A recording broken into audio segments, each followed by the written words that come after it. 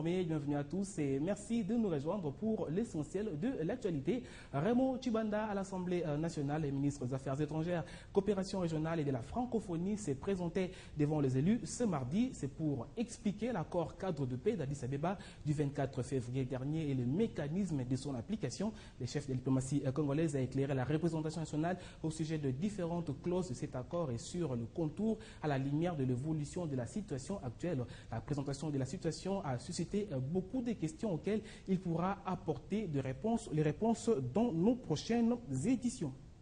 Dans le même registre, vous le savez, l'envoyé spécial de l'ONU, Marie Robinson, a très récemment effectué une tournée de 9 jours dans le pays de Grand Lac avec comme mission faire appliquer l'accord cadre de paix dans le Grand Lac signé le 24 février dernier à Addis Abeba. Et après le terrain, place au compte rendu. Et le lundi 6 mai, Marie Robinson a exprimé devant les conseils de sécurité de l'ONU par vidéoconférence à partir de Dublin son engagement d'amener les leaders et gouvernements de la région des Grands Lacs à construire la paix et de traduire un engagement en plans et actions tangibles. Je pense que cette réunion a lieu à un moment où se présente une nouvelle opportunité. C'est la déclaration de Mary Robinson devant le Conseil de sécurité de l'ONU lors de la présentation du rapport de sa première mission effectuée du 28 avril au 5 mai dans la région des Grands Lacs et en Afrique du Sud. Pour Robinson, il faut se faire une approche différente de la résolution de la crise dans l'Est de la RDC. Dans son rapport, elle a aussi salué la bonne volonté pour aider la région des Grands Lacs, manifestée par la communauté des donateurs et les institutions financières internationales, dont la Banque mondiale. Lors de sa visite en République démocratique du Congo du 28 au 30 avril dernier, Mary Robinson a exprimé aux autorités et aux personnalités congolaises rencontrées à Kinshasa et à Goma que la brigade d'intervention au sein de la mission de stabilisation des Nations Unies en RDC était un outil important, insistant aussi sur la voie politique à poursuivre. L'écrasante majorité des Congolais que j'ai rencontrés ont accueilli avec enthousiasme le déploiement de la brigade, un sentiment bien compréhensible.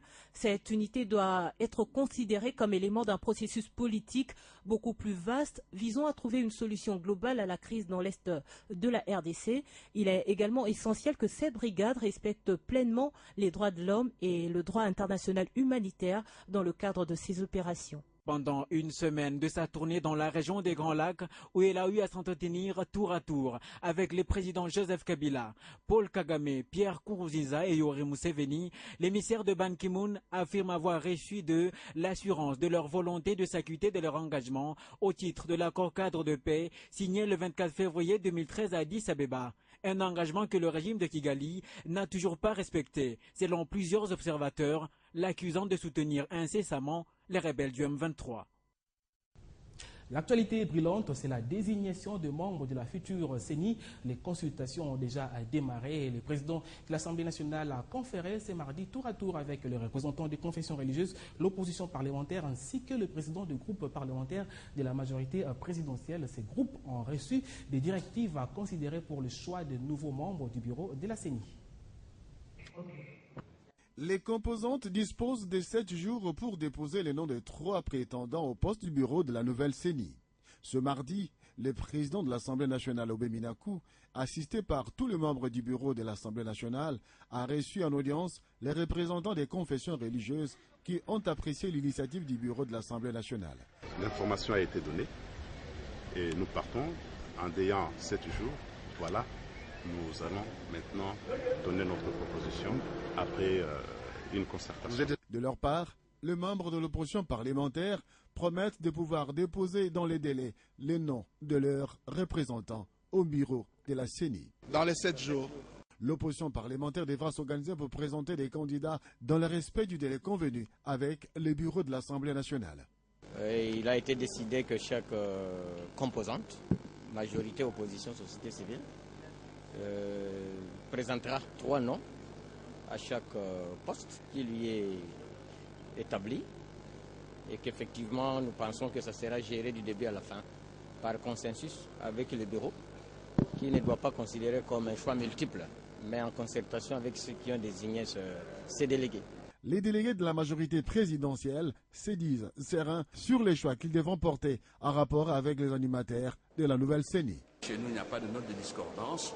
Nous avons une seule autorité morale que vous connaissez. Et nous nous réunissons depuis longtemps. Chez nous, il n'y a aucun problème. À la limite, dans 48 heures, nous pourrons être en mesure de présenter nos normes. Merci. Dans le même registre, dans le même chapitre, j'allais dire, la toute première manifestation de candidature de la société civile au bureau de la CENI a été présentée lundi. Elle vient du réseau des organisations de droits humains et d'éducation civique d'inspiration chrétienne qui a présenté son secrétaire permanent Jean-Baptiste Ndundu comme candidat à l'un des 3 postes réservés à la société civile. Ces réseaux de 70 organisations membres à travers le pays estiment avoir suffisamment d'expérience dans le domaine électoral pour faire partie du prochain bureau de la CENI. A-t-il tort ou raison? Pour en parler, nous recevons sur ce plateau Jonas Tchombela, président de la nouvelle société civile du Congo. Bienvenue. Bonjour.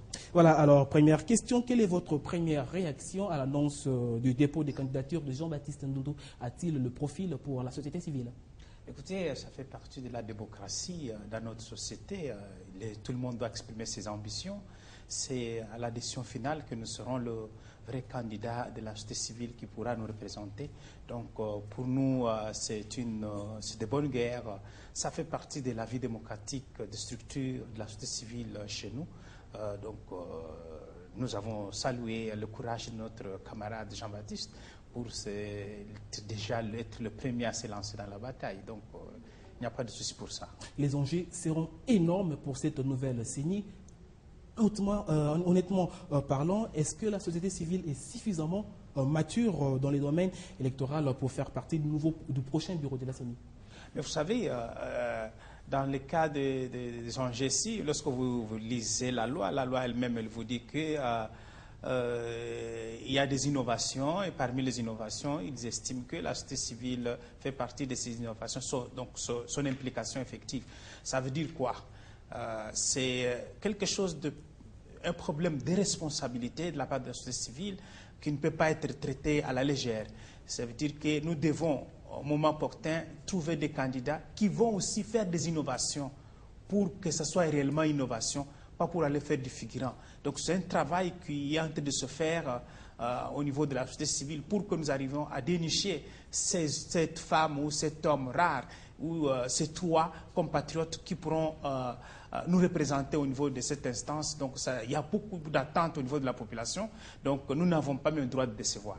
Les RODESIC présentent son candidat, certainement que votre structure le fera également. N'est-ce pas là une sorte de imbroglio que vous nous plongez déjà?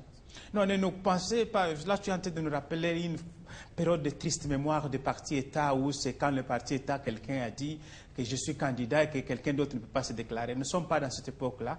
Nous sommes à l'époque où tout le monde qui se sent capable peut s'exprimer comme candidat. Donc, ce n'est pas de l'amalgame ni du désordre comme vous pouvez le penser, mais ça fait partie réellement de la vie démocratique dans la société civile. Donc, si la nouvelle société civile arrivait aussi à donner un candidat, ça fait partie de la... D'ailleurs, je vous informe, ce soir j'étais avec Jean-Baptiste, ça veut dire que la société civile est en train de se parler. Donc, il n'y a pas de problème pour dire que si demain, on attend que la nouvelle société civile a son candidat ou bien on attend que telle part d'autre, il y a un autre candidat, que ça ne soit pas une surprise. C'est la décision finale qui compte. Donc, on ne peut pas interdire les gens d'exprimer leurs ambitions lorsqu'ils veulent bien les exprimer dans un cadre qui se veut démocratique. Donc, il n'y a pas de souci pour ça pour nous. Jonas Tchombela, merci à vous. Je rappelle que vous êtes président de la nouvelle société civile du Congo. Merci beaucoup. Tout à fait autre chose à l'instar de la Troïka qui se tient chaque lundi à la primature. Les premiers ministres se retrouvent aussi autour de différents groupes thématiques de manière hebdomadaire pour recevoir les rapports de tous les secteurs du gouvernement qu'ils dirigent. Le secteur productif n'a pas à déroger à la règle. C'est mardi 7 mai, une journée du reste chargée pour Matata Mponyo, puisque juste après, Matata Mponyo s'est concerté avec une délégation de l'entreprise minière Tenke Fungurume. À la primature, chaque semaine, le Premier ministre Matata Mponyo tient des réunions des groupes thématiques.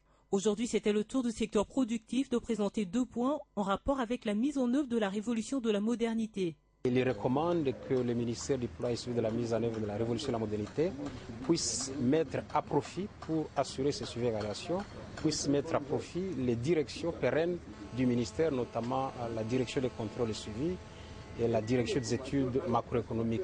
Le deuxième point, axé sur le dispositif de suivi et évaluation des programmes d'action du gouvernement, des recommandations ont été formulées en ces termes. Le groupe thématique secteur productif a recommandé une concertation entre les ministères du budget, des finances et du plan pour trouver une solution à cette question des paiements des primes de cadres et agents, donc des experts du CPCAI, étant entendu que la question liée au fonctionnement de la structure est déjà réglée à travers les budgets de l'État.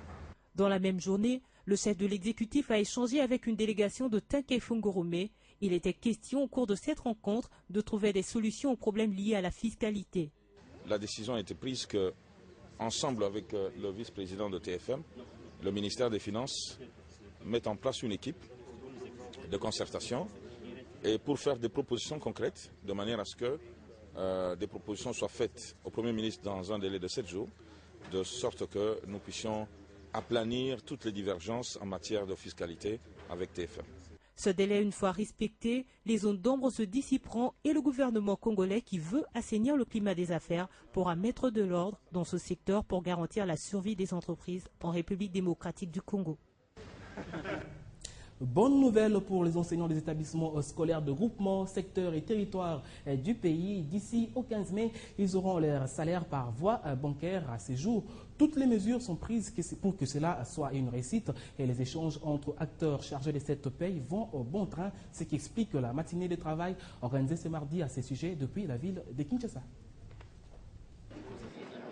Bien que débutée timidement à la suite du non-respect de l'heure côté banque, elle a fini par avoir lieu, cette rencontre, puisqu'inscrite dans le calendrier du comité de suivi de la paye par voie bancaire. Elle réunissait autour d'une même table les responsables du service de contrôle de la paye des enseignants, l'association de banques congolaises, les sociétés de téléphonie, sous la conduite du comité de suivi de cette paye. Au total, 243 908 enseignants répertoriés sont concernés par cette opération sur l'ensemble de 10 provinces, outre la capitale congolaise.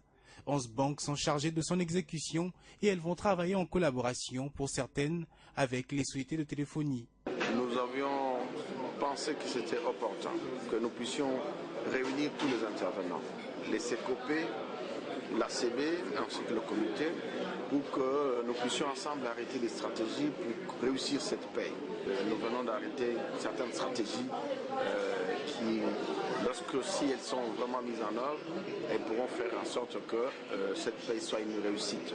À cette même réunion, toutes les parties ont tablé pour la réussite de ces opérations sur les enjeux et défis de la bancarisation de la paye de ces enseignants, également sur les circuits et cartographies de la paye par le service de contrôle et de la paye des enseignants.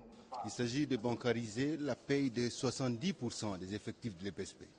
Et donc maintenant on va au niveau de la base, au niveau des territoires, au niveau des secteurs, au niveau des villages. Il faudrait que on ait toute l'assurance que les banques vont faire le travail comme il faut.